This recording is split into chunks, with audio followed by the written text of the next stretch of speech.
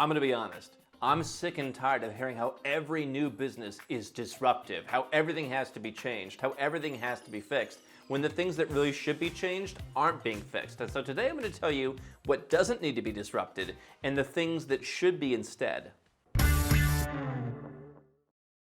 As someone who hires remote employees, I don't think that everyone's going to be working remotely or from home or at a beach in Bali. It's just not going to happen. Not everybody wants to do it. Not everybody can do it. It is something that, marginally speaking, will increase in the numbers that are doing it.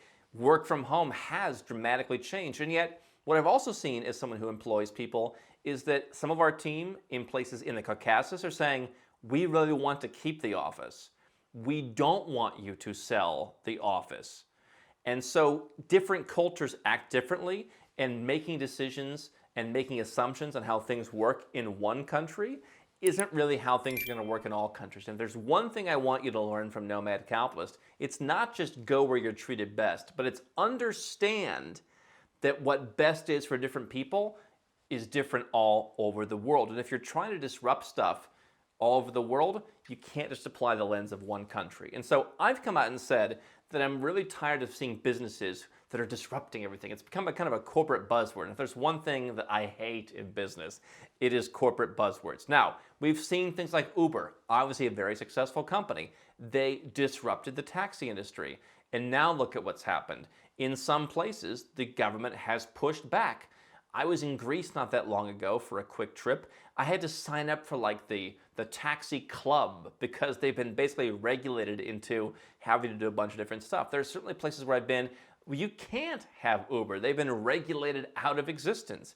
Airbnb replaced hotels. They disrupted the hotel industry. And as someone who has lifetime elite status with Marriott, I can tell you Marriott needs to be disrupted. They're terrible. However, that's until New York City basically threw a whole bunch of regulations on Airbnb yet again recently. Berlin, Barcelona, all kinds of places, they don't want them. Now, the countries that we talk about sometimes are trying to bring in lots of tourism.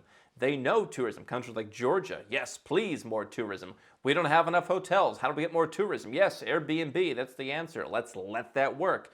But regulations on disruptive businesses are making them less effective. And so you've got, on one hand, not everybody wants the disruption in certain countries, like the work from home, for example. And in other cases, the governments just don't like disruption, and that makes it more difficult. And so many things do gather traction. Crash, for example, like the 1990s internet, the dot-com bubble.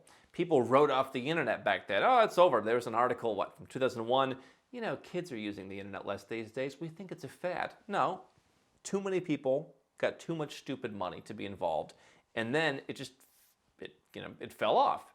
And then it had to be rebuilt in a more sustainable way.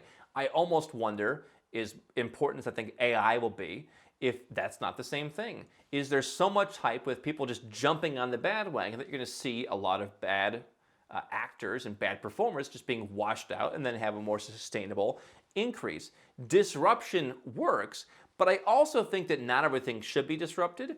AI right now, they're talking about, there's stuff that I see that's AI. Everyone's just slapping the label AI on it. I'm like, this has been around for a long time. You're just calling it AI. You're just getting a .ai domain and acting like it's something revolutionary. People did that in the crypto space, right? An iced tea company renamed themselves. Oh, we gotta get some of that blockchain iced tea. And so there is way too much frothy fervor going into disrupting stuff that sometimes doesn't even need to be disrupted. Sure, does the government control your money? Should that be disrupted? Sure. Should, making things more efficient in your business with AI be disrupted? Sure. Taxis, hotels, I'm all for it all. And yet, there are things that we're not talking about disrupting that we probably should. Here's what I think we should disrupt. Here's what I think is ready to be written off as a scam. You live in a country that takes 37% of your income and says that's what we call federal income tax if you make enough money. Then the state you live in may take an additional tax. Then they take Social Security tax to basically throw your money through a Ponzi scheme and 20, 30, 40 years from now, give it back to you with perhaps a negative rate of return. They can change the rules at any time. Unlike any other investment you'll make, they can be like, hey, you know what, you're rich, so we're not going to give you all the money back. They can do what Poland did and just, yeah, we're going to help ourselves to half of this because we spent too much. I don't even know what's happening. And if you're self-employed, you're going to pay that twice. You then have to pay Medicare tax, like for your old age. And again, if you're self-employed, you're going to have to pay twice. And oh, by the way, no matter how much you make, you pay that because, 40 years from now, you might need $10.7 billion of health care because that's why you had to pay this 2.9% on your whole income of millions. Then you pay user fees. And then in this country, you don't even get anything for it. You get like, we went out and fought a war for you. And then when you travel, people are like, Americans, right, okay. That to me is something that should be disrupted. That you're paying, and by the way, that's the United States. That's the country that I left. But Canada's not much different. Australia's not much different. And rather than being disrupted, those countries are going in the other direction. They're making themselves disruption proof. The U.S. taxes its citizens no matter where they live. Now, the average Nomad Capitalist client will save, something around the order of 85% or so. We have tax lawyers, tax professionals in both the U.S. and many other countries. We are the connector of all the different, you might need 8 or 10 or 12 people that you need. If you want to move overseas and lower your taxes, you'll need new bank accounts, you'll need new corporate setups. There's a lot of people involved, and rather than hiring 8 different people yourself, we've figured out how to make them all work nicely together, all under one roof, and so we help you do that. We are, in a sense, disruptive. And I've never had a meeting with our team where I've said, we're here to disrupt. I've never made a presentation. I've never tried to raise capital at all for any business, but I've never made a presentation to some VC or we're disruptive. And I almost think that, number one, on the business side, just do the thing. I mean, we almost didn't have a 10-year anniversary party. I know people who have companies, they would have spent years 8 and 9 entirely planning the 10-year anniversary party. I just like to do the work. And I see the people that we've occasionally hired who don't last long, who all they do is talk in buzzwords. That doesn't work. But on the actual side of what you should disrupt, here's an idea. Rather than waiting for everyone else to disrupt an industry, why don't you disrupt yourself? Because the ultimate disruption is, you know what?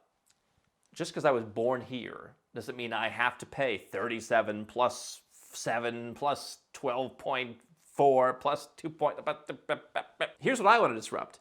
You have the power to choose your own tax rate. You have the power to choose which passport you present when you go to another country. That can impact how you're treated. I think it'll impact how you're treated more as the years go on and the world fragments, and the places that are welcoming to capital and that have lower tax rates, that are better to live in, and that have lower cost of living and have lower inflation and have more beautiful people who want to talk to you, are going to be the countries that aren't exactly like the ones you're from, and maybe the one you're from is going to be a little bit off-putting to them, like, oh, Americans, you're part of the war against our people, whatever. But what I want to disrupt is that you can't travel where your country tells you you can't. The US, South Korea, Israel are just among those that tell you where you can't travel. You can't go to certain parts of the earth. I'd like to disrupt that you pay the rate of tax that some senators or people in the parliament think is fair, because they're kowtowing to the majority of people who, like you, unlike you, you're successful. Most people haven't saved almost anything. And so they should pay less tax, say the politicians, and you'll pick up the slack by paying more. I think that should be disrupted. That doesn't seem very fair to me. I think it should be disrupted that you keep your money in banks that aren't the safest. And when 3 of the largest bank failures in U.S. history, in a country that has had more bank failures than pretty much every other country combined, literally, you have to wait and see if one unelected bureaucrat is going to pay you back in full, because you have more than the limit. You figured, hey, this is a safe financial system. I'll put in more than the limit, and I think the bank will be fine. All that stuff should be disrupted. And again, no one's going to come in and disrupt the government. Other governments will do their own thing, but it's not going to replace what's happened. It's a different thing than Uber coming in and basically pushing out all the taxis. No one wants a smelly taxi anymore. By the way, some of these ride-hailing apps have gotten bad enough that now the ride-hailing apps are smellier than the taxi, because they're like, oh, we're the bargain ride-hailing app. there's plenty of disruption out there in a sense that other countries, and it's not just Dubai and the UAE, there's a lot. We've helped our clients move to 31 different tax-friendly countries in recent years, and a couple of non-tax-friendly countries. Helped somebody move to Norway, not really tax-friendly, but 31 tax-friendly countries. And so here's the reality. It's getting harder to open bank accounts in places where it's safer, but if you have a residence permit, you can do it. You're not going to get your country to change where you can travel, but you can get a second passport. In some cases, you may have to give up your current passport because they basically tag you as their own cow on their little field that they control where you go. But you can get a second passport. You're not going to change tax rates just by wishing it or voting for Ron DeSantis or whatever that guy's name is down in New Zealand. It's not going to just fix the situation. Maybe it fixes it a little bit, but not a massive disruption. Uber is not better because it was 1% better than taxis. It was massively better. You think George W. Bush lowering your tax rates from 39.6 to 35, not a massive disruption. Countries saying, hey, listen, Italy, you pay us 100,000 euros a year, you're done. You make 10 million, we don't want any more. Other countries, hey, listen, we'll take 0%, we'll take 2%, we'll take 5%. That's the disruption. But it's not going to come to you unless you've got to go there. It's not going to come to an app on your phone. So I think that the disruption that people are missing is, to me, the most obvious one. But for some reason, there's a sacred cow around don't move for lower taxes, more freedom, lower cost wages, fewer regulations, everything just works better. That, to me, is the ultimate game changer. The way that Uber makes taxiing 3 times better, this makes your business like infinitesimally better. And it's a disruption that you control and you get to choose.